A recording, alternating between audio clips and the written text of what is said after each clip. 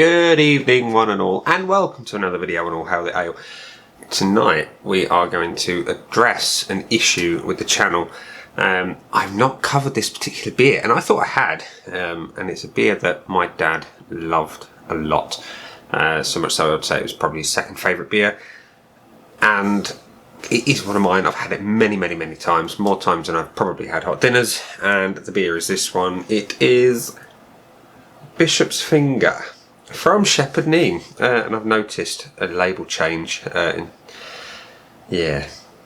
Label changed, but hopefully the beer hasn't. I've not had it in a little while, so we shall see. What can I tell you about it? Well, it's 5.4% strong ale of the amber variety, and it says a classic Kentish strong ale. Bishop's Finger takes its name from the name of an ancient signpost on the Pilgrim's Way, pointing pilgrims to the shrine of Thomas a Becket at Canterbury Cathedral. One of the oldest names in British beer, this classic British ale is brewed with a chalk-filtered mineral water drawn from deep beneath the brewery and Shepherd Neame's signature Kentish hops.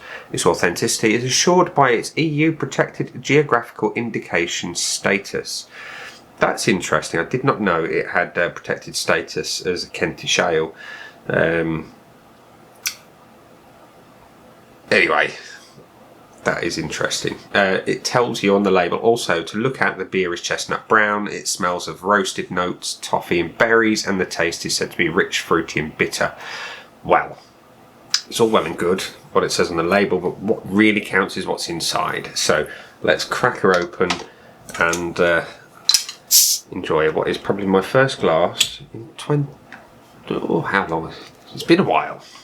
I've had some this year, just not many. So into the glass. It's the Witchwood glass. I don't actually have a Shepherd Neame glass at the minute. I need to correct that.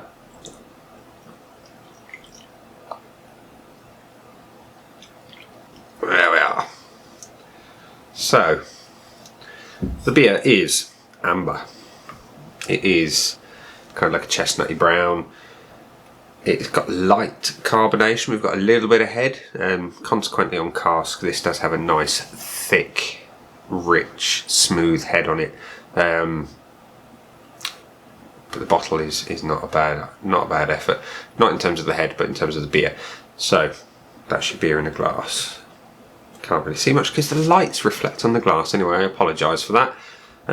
So let's have a whiff. Malty.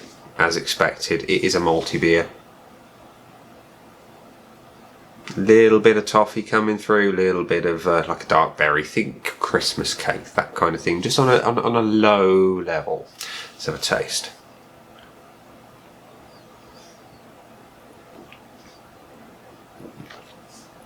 Exactly how I remember it. Toffee notes, bit of coffee, not a huge amount of coffee, but think those think mellow birds, that level of coffee. It's not strong in any way, shape or form, and you've got those berries coming through as well.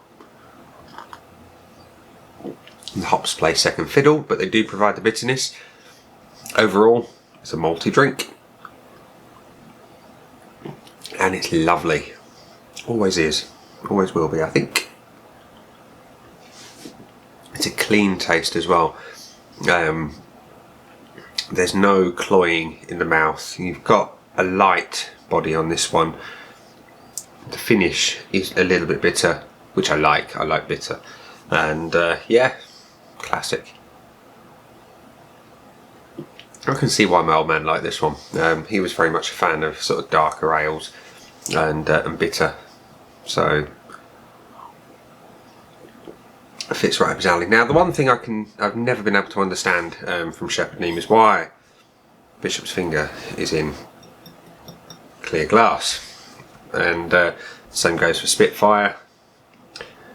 I think it would probably be a bit better served in dark glass, but hey, the beer tastes good, so I'm not going to grumble too much. I just think it's a bit strange. Maybe one for the future. Maybe it would certainly, in my opinion, make the label stand out a little bit more. I can't really see with the lights. Yeah, there it is. It's purple and gold and black and a little bit of cream. It's a nice label, but the beer is even better than the label. So, a matter of the scores. Well, Would I buy Bishop's Finger again? I have done many times. A lot. Would I rush out and buy it again? I do. I just haven't for a while. When I do drink it, I tend to drink a fair bit of it, and at the minute it's on offer in Asda for £1 a bottle. So get out and grab some while you can. And it's not just short life on it, no. The date on the neck is, well, it's got nearly a year on it.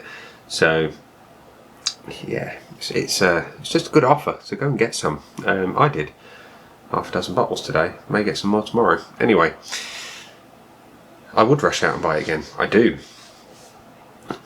Does it tick all of my boxes though? No. I'm a big fan of hops, and I like the big juice, not necessarily a juicy hop presence, but I like an obvious hop presence.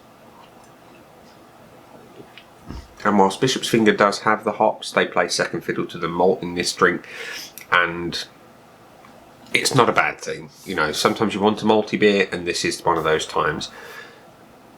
The hops provide the bitterness, the malt provides the interest to the flavour.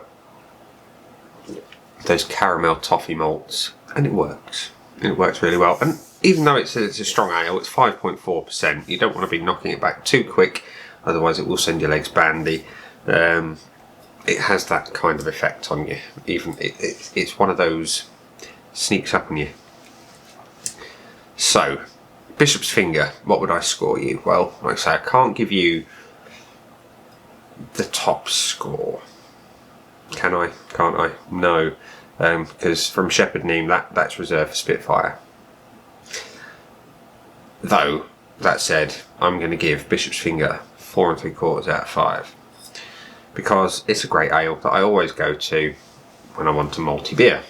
So, yeah, there we are. Bishop's Finger. I've righted wrong. It is now present on the channel. And I do need to right another wrong. I need to get a Shepherd Neame glass or two. At least one for Spitfire and one for Bishop's Finger. Because that's what Sean Winstanley would want. He would. Check him out on the Witchwood Goblins. He's got the glass collection to be envious of. If there's a beer out there and he's had it, he's got a glass for it.